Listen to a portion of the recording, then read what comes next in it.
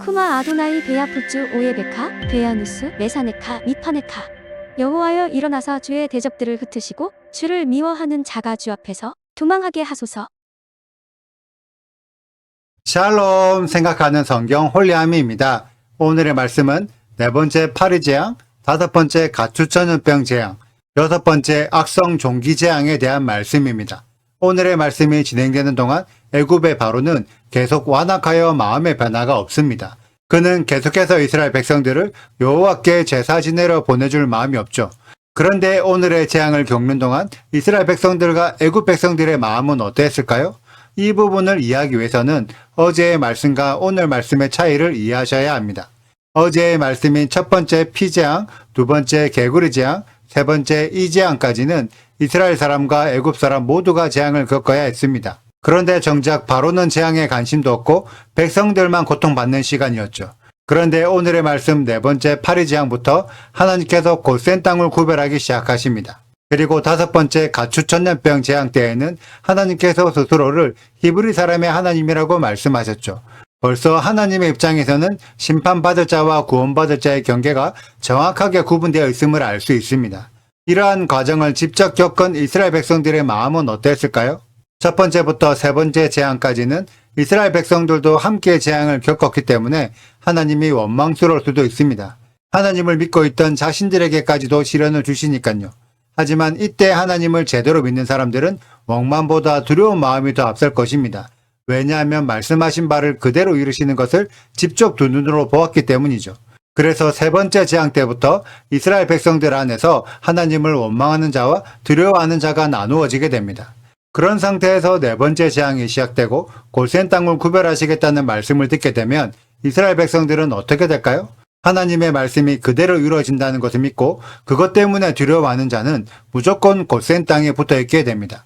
하지만 하나님을 원망하여 여전히 하나님을 불신하는 자는 곧센 땅 밖에 있어도 안으로 들어올 생각을 하지 않고 곧센 땅 안에 있어도 밖으로 나갈 생각을 할 것입니다. 하나님은 그러한 상태에서 파리 재앙을 시작하십니다. 왜 파리 재앙이냐면 파리 재앙은 24절에 땅을 황폐하게 만들지만 사람의 생명까지 빼앗지는 않습니다. 그래서 하나님을 원망하여 불신하는 자들이 곧센 땅 밖에 있으면서 파리 재앙을 겪게 되면 자신의 생각이 잘못되었다는 것을 깨닫게 되어 다시 곧센 땅 안으로 돌아오게 만들기 위해서입니다. 그래서 상대적으로 가벼운 벌칙을 내리셨다고 이해할 수 있죠. 결국 네 번째 파리 재앙은 아직까지 하나님을 불신하는 이스라엘 백성들에게 하신 경고의 재앙이라고 할 수 있습니다. 그렇다면 애굽 백성들은 어땠을까요? 애굽 백성들의 입장에서 첫 번째부터 세 번째 재앙까지는 모세가 섬기는 이스라엘의 신이 내리는 처벌이라는 것을 알았지만 애굽 사람과 이스라엘 모두가 재앙을 겪었기 때문에 자신을 섬기는 백성들에게까지도 처벌을 내리는 성질 고약한 신처럼 생각될 것입니다. 그래서 세 번째 재앙을 겪을 때까지는 애굽 사람 중에서 여호와 하나님을 믿고 싶은 사람이 없었을 것입니다.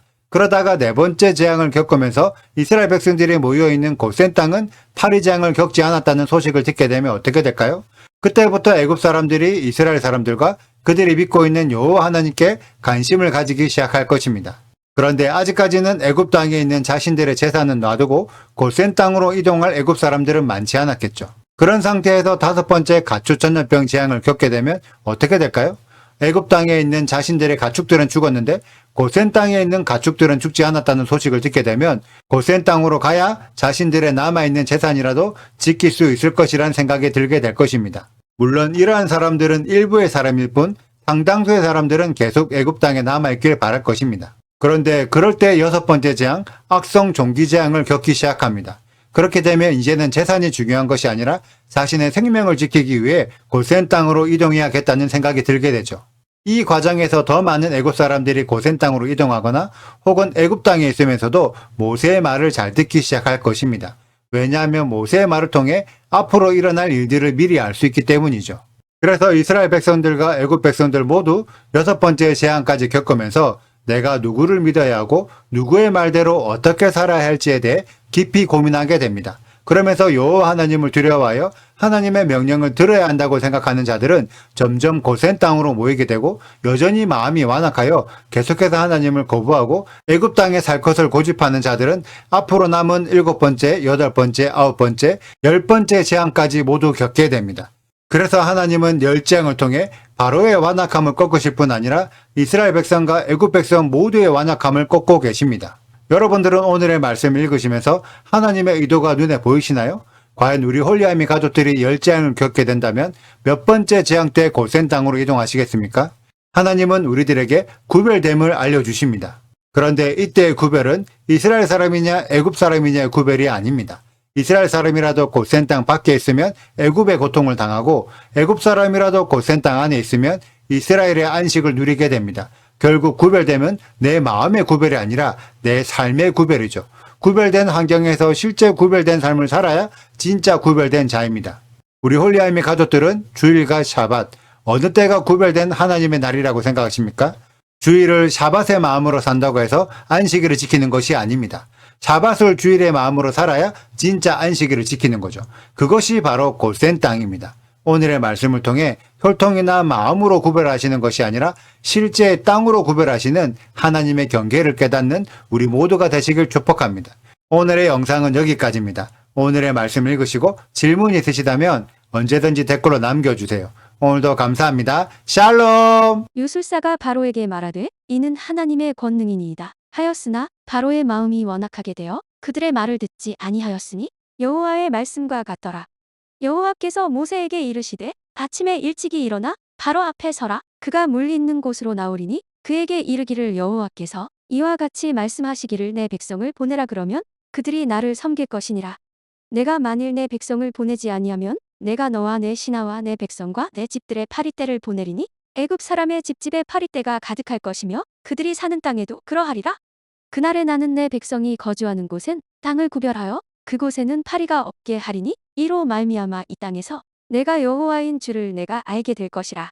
내가 내 백성과 내 백성 사이를 구별하리니 내일 이 표징에 있으리라 하셨다 하라 하시고 여호와께서 그와 같이 하시니 무수한 파리가 바로의 궁과 그의 신하의 집과 애굽 온 땅에 이르니 파리로 말미암아 그 땅이 황폐하였더라. 바로가 모세와 아론을 불러 이르되 너희는 가서 이 땅에서 너희 하나님께 제사를 드리라. 모세가 이르되 그리함은 부당하니이다. 우리가 우리 하나님 여호와께 제사를 드리는 것은 애굽 사람이 싫어하는 바인즉 우리가 만일 애굽 사람의 목전에서 제사를 드리면 그들이 그것을 미워하여 우리를 돌로 치지 아니하리이까. 우리가 사흘길쯤 광야로 들어가서 우리 하나님 여호와께 제사를 드리되 우리에게 명령하시는 대로 하려 하나이다. 바로가 이르되 내가 너희를 보내리니 너희가 너희의 하나님 여호와께 광야에서 제사를 드릴 것이나 너무 멀리 가지는 말라. 그런즉 너희는 나를 위하여 간구하라. 모세가 이르되 내가 왕을 떠나가서 여호와께 간구하리니 내일이면 파리떼가 바로와 바로의 신하와 바로의 백성을 떠나려니와 바로는 이 백성을 보내어 여호와께 제사를 드리는 일에 다시 거짓을 행하지 마소서 하고 모세가 바로를 떠나 나와서 여호와께 간구하니 여호와께서 모세의 말대로 하시니 그 파리떼가 바로와 그의 신하와 그의 백성에게서 떠나니 하나도 남지 아니하였더라. 그러나 바로가 이때에도 그의 마음을 완강하게 하여 그 백성을 보내지 아니하였더라.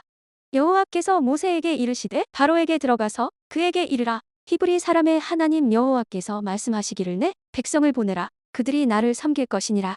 내가 만일 보내기를 거절하고 억지로 잡아두면 여호와의 손이 들에 있는 내 가축 곧 말과 나귀와 낙타와 소와 양에게 더하리니 심한 돌림병이 있을 것이며 여호와가 이스라엘의 가축과 애굽의 가축을 구별하리니 이스라엘 자손에게 속한 것은 하나도 죽지 아니하리라 하셨다 하라 하시고 여호와께서 기한을 정하여 이르시되 여호와가 내일 이 땅에서 이 일을 행하리라 하시더니 이튿날에 여호와께서 이 일을 행하시니 애굽의 모든 가축은 죽었으나 이스라엘 자손의 가축은 하나도 죽지 아니한지라.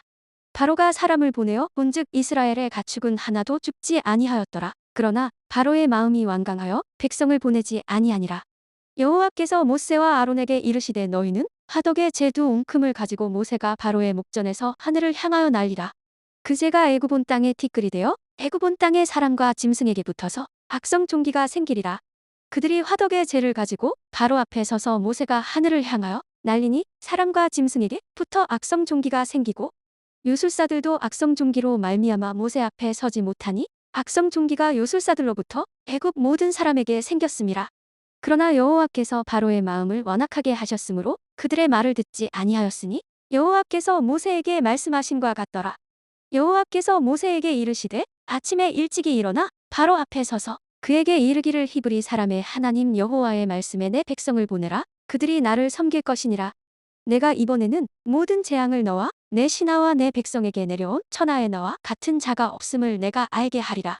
내가 손을 펴서 돌림병으로 너와 내 백성을 쳤더라면 내가 세상에서 끊어졌을 것이나 내가 너를 세웠음은 나의 능력을 내게 보이고 내 이름이 온 천하에 전파되게 하려 하였음이니라. 구독과 좋아요를 눌러주세요. 그리고 알림 설정도 해주시고요. 사랑과 관심 부탁드려요. 슈바 아도나이 리베보트 알레페 이스라엘 여호와여 이스라엘 천만인에게로 돌아오소서.